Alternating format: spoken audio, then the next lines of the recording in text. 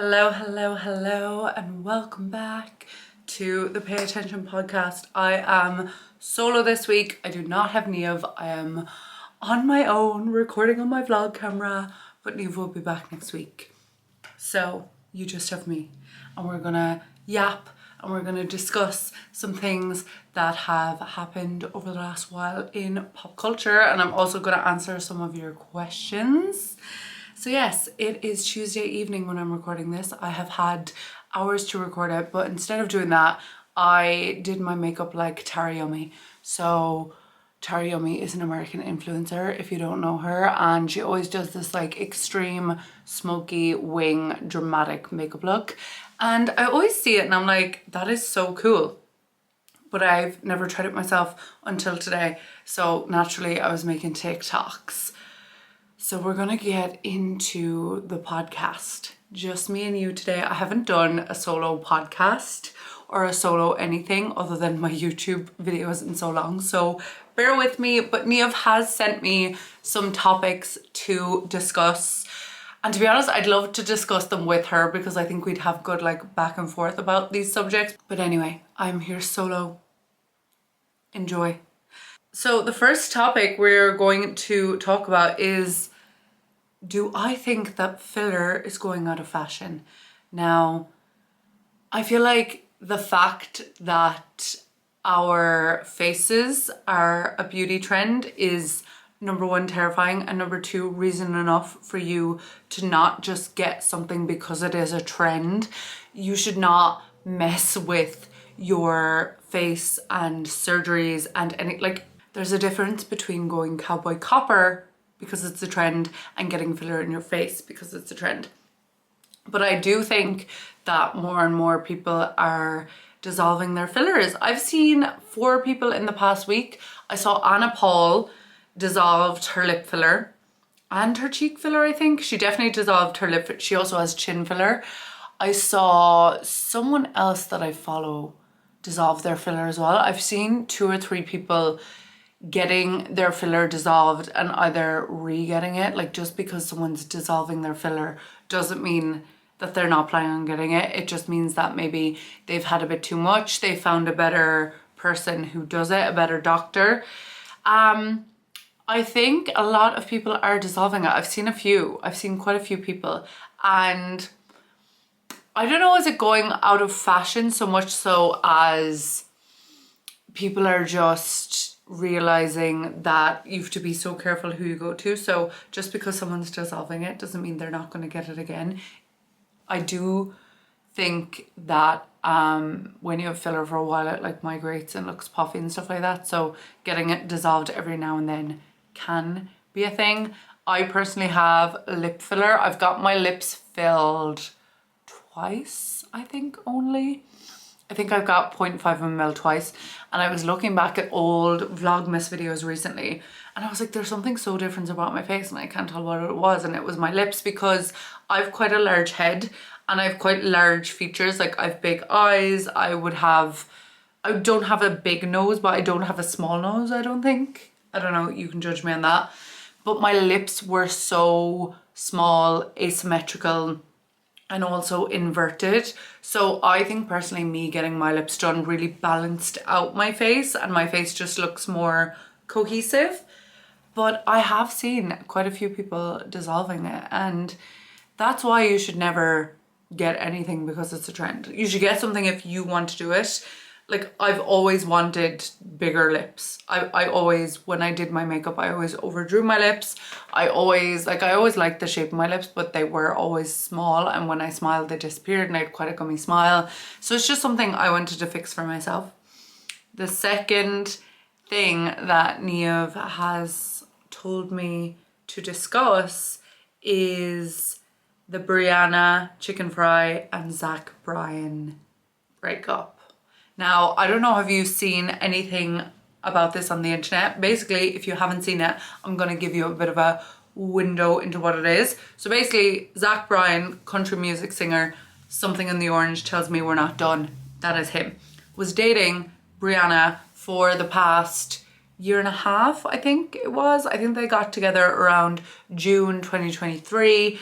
And basically it has come out in the past 2 weeks that he was emotionally abusing her throughout their whole relationship, or after the first 4 months, she said. She did a whole podcast tonight on their podcast BFFs, which is Brianna, Dave Portnoy and Josh Richards. I actually really enjoy the podcast. I think it's really good.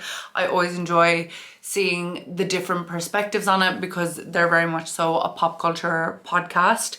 But the episode, I watched it on Friday, Brianna just really explaining the relationship and what she experienced and everything like that was so sad to watch, because it just really showed the story of someone who fell madly in love with someone and fell madly in love with a version of someone that did not exist.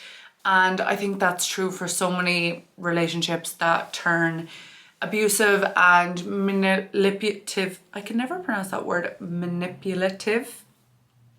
Is, you'll get the best version of them for the first month, 2 months, 3 months, until you fall in love with them, and then it goes downhill very, very fast. So she was offered, when they broke up, an NDA, to sign an NDA to never speak about her experience. It started at 8 million that she was offered, and she was offered up to 12 million US dollars to sign an NDA to never speak about their relationship, anything like that, publicly ever again. She didn't end up signing the contract, and a lot of people on the internet have been very happy that she hasn't signed the contract, because she's being so open and so vulnerable about her experience. And I think that is so powerful, because if you have a platform and if you are someone who is very well known and you go through something such as an emotionally abusive relationship, you being open about your experience with that will help so many people. So then, of course, Josh Richards and Dave Portnoy got behind the mic and they put out a song called The Smallest Man. Obviously, Dave is a huge Taylor Swift fan, so it's in reference to The Smallest Man Who Ever Lived. And that got taken down off of YouTube because Josh signed a contract with Universal. But Dave then got behind the mic himself and recorded another one. Now, you will still find the original one on TikTok, on YouTube. Like, is anything ever fully deleted from the internet? No. But yeah, watching the whole thing unfold is wild, like absolutely wild.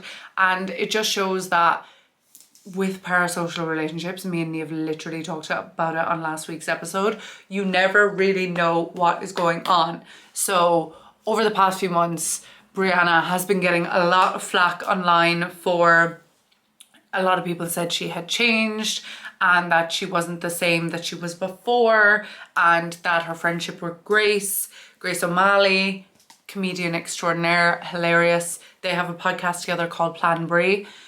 A lot of people were spotting that the downfall of her and Grace's friendship and everything like that. But since this all has come out about Zach Bryan, it makes everything make sense. Because if you've ever been in a relationship where you have lost who you are to a relationship, you will know that you are not yourself. You will know that it can take a toll on you mentally and physically and everything like that. But 12 million? Like, there was so much discourse online being like, Brianna Chicken Fry is a better person than me because I would accept the 12 million. But this would have been a discussion I would have had with Neve had she been here. I would not take the 12 million, right? I would not take the 12 million because I don't think, like, obviously Brianna had a platform before she met Zach. So she was someone before she met Zach. She's going to be someone after she met Zach. And her telling her story is so much more valuable than 12 million. And also it's like, would she have even got the 12 million? Because it was like over a course of a few years. Like, we don't even know how that would have went down. But I think you know, signing away your story and your experiences in exchange. Of course, 12 million is a life-changing amount of money, but I don't think I could do it. Like, I'm like, no, how dare you try to silence me? Like, he tried to silence her, and then he released a song essentially like saying the reverse was true, and it's like, it's just so dangerous. Like, it is just so dangerous. That whole dynamic of a relationship with someone is just so dangerous. Brianna, like, for coming out with her story, and she's being so vulnerable on TikTok. I've seen a good few of her TikToks now, you know, saying how the relationship went and how she's dealing with it afterwards. That podcast, I think, has like 3.3 million views. If you have not seen it yet, it's BFF's latest episode. And yeah, the whole situation is just absolutely insane. And if there is anyone listening who is going through a relationship where they feel like they are being controlled, that they can never please the person they're with, that everything they seem to do is wrong, anything like that, just please watch that episode and really prioritize yourself and take care of yourself, because leaving that kind of relationship is not easy, but you can do it and you are strong enough to do it. And I think, you know, I couldn't tell this story about Brianna and Zach without giving you the advice of, you were someone before your relationship, you will be someone after. Loving someone is never an excuse for them behaving badly towards you. Like, someone justifying like, oh, it's just because they love me so much that they can't control their anger, or yada yada yada, like, that is never an excuse. I did get a question in from someone of our listeners, and they said, do you have a bucket list, or is there any bucket list destinations that I would love to go to? I have never like sat down and written out a bucket list of experience I would love to have, or things I would love to do, or places I would love to see. I feel like I have a mental bucket list, kind of. Like, I don't have like a list of like 10, 15, 20 places or things that I would love to do, that I am like ticking off mentally, because I feel like spiritually, like, if I made a bucket list when I was 18 and then coming back to it now at age 30, there would be some things on that list that I just wouldn't want to do anymore, or that wouldn't align with who I am now. So I've never made one, I guess not for that reason, but I guess that would be a reason that I wouldn't like sit down and make one. But of course, there are so many beautiful places in the world I would love to see in my lifetime. And I think I don't have a list, but I would love to see as much of the world as possible. Like, I don't have anywhere in the world that I'm like, oh, I wouldn't like to go there, because I think when you travel and you go to these new locations and these new cultures and countries that you've never been to and that are completely different to where you grew up, you will learn something, and it's such an amazing experience. I know this is a really, I guess it's not a boring answer, but I don't have, like, of course, I've always said I would love to go to Bora Bora. Now, did I initially want to go to Bora Bora because the Kardashians went to Bora Bora and they stayed in the overwater villas and it looked so amazing? Yes. But also I would still always love to go to Bora Bora and experience it. But that is completely based off the aesthetics and like staying in an overwater villa and the blue water and just having that. But then I would also love to travel to Japan because of the culture and the food and the cherry blossoms and how amazing Asia is in general. Like, I've traveled a lot of Southeast Asia, not a lot, I've traveled a lot of Thailand, and I just loved the people there. I loved the culture. So I definitely want to travel more of Asia. I want to go to Japan. I would love to go to Hawaii, but I know that they're having issues with tourism, and I don't think it's actually the best place to travel to right now because they've dealt with a lot of over tourism. So when I go somewhere or when I want to go somewhere, I also want to be respectful of the locals, because if you're from somewhere that experiences over tourism, you know, it's not good. So I don't know, there's so many places. I want to go back to South America. I loved Brazil when I was there. I loved it so much, but it was 2020 when I was there, so I feel like I didn't get to experience as much of Brazil as I could have and as much of the culture as I could have, because as we all know, 2020, it wasn't the same experience as going there as it would be now. And yeah, I don't have like a set list. I just want to do, I guess when it comes to a bucket list, I would just like to do as many things that really make me happy and set my soul on fire, whether that is traveling more, whether that is, you know, having more experiences. Like I have always said, I would love to get to the position in life where I can take my closest friends on like a group holiday, like a group ski holiday or a group sun holiday in like a villa or a chalet, and just have everything taken care of. I would just love that. And I would also love to do that for my family. Like I think that probably would be a bucket list item, 2 bucket list items that I would have. I think when people are on holidays, they're just in such a calm and relaxed state. And I think gifting that to someone and giving that experience to someone and doing it with family and people you love, or doing it with your best friends, especially because I am in the unfortunate situation, and the fortunate situation, I guess, it depends how you look at it, that all of my closest friends that I grew up with and my close circle of friends live in different parts of the world to me. And during the week, I actually wanted to talk about this with Niamh on the podcast, but I guess I'll talk about it solo. We can talk about it again next week. But I was looking this week on social media, and I try not to do this. I try not to like go on social media and like look at people's lives and compare them, because that's not healthy, that's not productive, that's not going to help anyone. But I was on social media this week and I saw a group of friends that are all in Australia together. So they're from my hometown, and they were all friends when they were in my hometown, and now a chunk of them have moved to Australia together, or just, you know, at separate times, but they're in Australia together now. And I know there is more of their friend group who isn't in Australia yet, but I'm just like, that must just be so cool. Like moving across the world. When I moved to Australia, there were 2 of my friends who I had grown up with that were in Australia at the same time. And, you know, it wasn't a situation where all of us moved to Australia.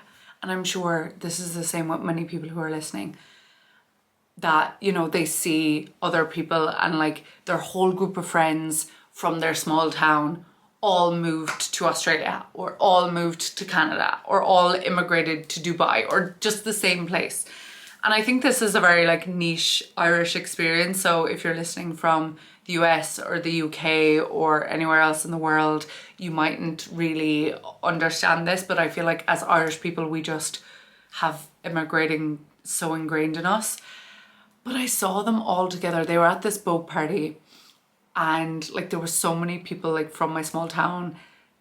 Like they're all friends. Like they're all younger than me. But I was like, that just must be so cool. And it just kind of made me a little bit sad, because I was like, I love my friends so much. And, you know, we're everywhere. We're so spread out. And I'm so looking forward to Christmas, because a lot of my close friends are going to be in my hometown. I think all of them. And we do this thing called Gals Day every single year. If you watch my YouTube or my vlogs or anything like that, you'll know. But basically Gals Day is a day where we all come together and it's just us. And we started doing it where we would go to a restaurant or something like that, and then we would go out after. But then we made it more of a house vibe, because it's like we don't get to, it's the one day a year we get to like spend together, you know, like one day a year. And we made a pact that whoever, it's like an unspoken pact, I guess, that whoever's home for Christmas comes to Gals Day and we do the thing and we have food and we have drinks and we do Secret Santa and we update each other as much as possible on our lives, because it's like, you know, you can't, if there's 8 of us, we can't all go around and give like every single life update that we have, and we share stories and we laugh, and it's the best day of the year, and I love it so much. And I was looking at that friend group in Australia and I was like, that must be so nice. But then again, it's like, I'm so lucky that I've been able to, you know, live in Australia for a bit and then try Dubai for a bit and try Dublin for a bit and try Rome for a bit, and I'm in the UK for a bit. But it's like, in another life, wouldn't it have been so cool for us all, when everyone, you know, was in their mid-20s and finished college and finished their degrees and everything, to like all plan to go together. But then it's like, everyone didn't properly plan in that friend group. Like, of course I'm looking at that friend group and I'm romanticizing it, you know? Like, the reality is there's people who are in that friend group who aren't in Australia, who are also feeling how I'm feeling, and maybe it just kind of serendipitously happened that way. Like, they probably didn't all plan to be in Australia at the same time. And of course you can move to Australia or Canada or anywhere and make a new group of friends. You don't have to have the same group of friends from when you're very young all throughout your life. But I just looked at it and I was like, oh, that would be so nice. I was like, I kind of want that. Like, but of course I'm not going to get that now. You know, I'm 30. Like, and that's why when people send me a question anytime and they're like, should I move here? Should I go traveling? Yada, yada, yada. It's like, yes, go. Like, if you were in your 20s, I think people feel so old when they're in their 20s and they're like, oh, I need to settle down. I need to like prioritize this. I need to know where I'm going in my life. I need to this, that, and the other. And it's like, your 20s is such a small window in your life of freedom. And, you know, most of your friends might not have kids yet, might not have a relationship yet, might not have a husband yet. And I say yet in the way that you don't have to get married, you don't have to have kids, you don't have to settle down. But I feel like your 20s is like this unique time where you're not in school and you're just finished college and you're kind of in this like limbo area. And I feel like it can feel so uncomfortable because of course you want to know, okay, where is my husband? Okay, where is my wife? Okay, where am I going to live for the rest of my life? Okay, I need to settle down. Okay, I want to have kids. But it's like, enjoy the limbo of being like, do you know what? I'm just going to move to Australia or Dubai or Rome or Southeast Asia or South America or Canada or wherever. Especially if you're European, like, it is such a privilege that I think we forget a lot of countries don't have, to be able to get a visa to work and live in other places. Like, other people don't have that. So instead of questioning, like, where am I going? What am I doing? Just enjoy the limbo. Like, move to London, move to Canada, move to Southeast Asia, move to Spain, move to wherever you're questioning. And I know if Niamh was here right now, she would be giving a total different opinion as me. But I think when I look at people in their 20s, now that I'm 30 and I have so much wisdom, now that I've became 30 for less than a year and I have so much wisdom, I just think that your 20s and the time of limbo in your life is so precious, because it's like, of course, I don't know what's going to happen in life. In my 30s, it could happen. Me and all my best friends could be 34 and all end up single and all be like, do you know what? Let's all move to Australia together, you know? And that might happen. And we might all be in the same city and share an apartment and do all that thing. But like, do I think that's going to happen? No. Could it happen? Yes. But I think while you're in the mode of life where it's happening, where all your friends are moving and stuff like that, like, if you want to go, just go. Just make it happen. Okay? So that is where I'm going to leave this week's episode of the podcast. It was a bit of a shorter one because Niamh wasn't here this week. I hope you enjoyed. If you have any questions or comments, please DM us on the Instagram page. We would love to chat. I will try to respond. Niamh will definitely respond because she's way better than that at that than I am. I will see you next week. Don't forget to heart us on Spotify, leave us a 5-star review, subscribe to our YouTube channel, leave a comment. And I hope you enjoyed this solo episode and got something from it. Goodbye.